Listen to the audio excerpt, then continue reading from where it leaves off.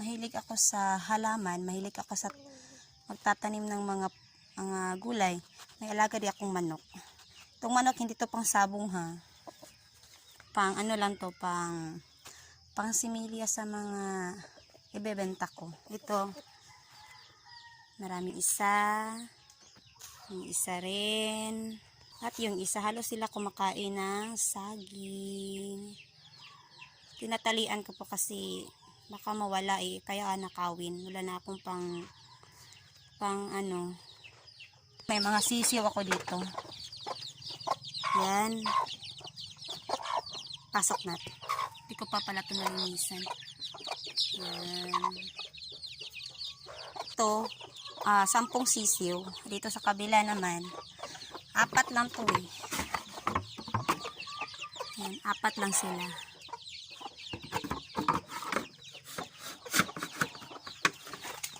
Pasensya na ito pa ito nalinisan ha. Yan. May 10 anak po siya. May mga 10 po to, 10. So may isa na nagagalit siya. Di ko naman kunin yung itlog mo ah. Tinitingnan lang naman kita. Okay na to, kaya mga 1 kilo. Mahigit 1 kilo or 1, basta something sa kilo siya. Pwede na po itong ibenta. Binibenta ko po itong mga manok ko dito. Mahal din naman yung ano eh. Ang ingay talaga nito. Kukunan nga natin. Ay, hindi nakuha. Binibenta namin to. Actually, marami po sila eh. Sa amin dito is 20, 200, 20 naman. 200 per kilo yung native chicken. Tsaka pag may birthday, hindi na kailangan bumili ng karne. Ito, nagkakatay na lang po kami. Masarap po ito kasi wala pong, yan, saging na po yung kinain eh.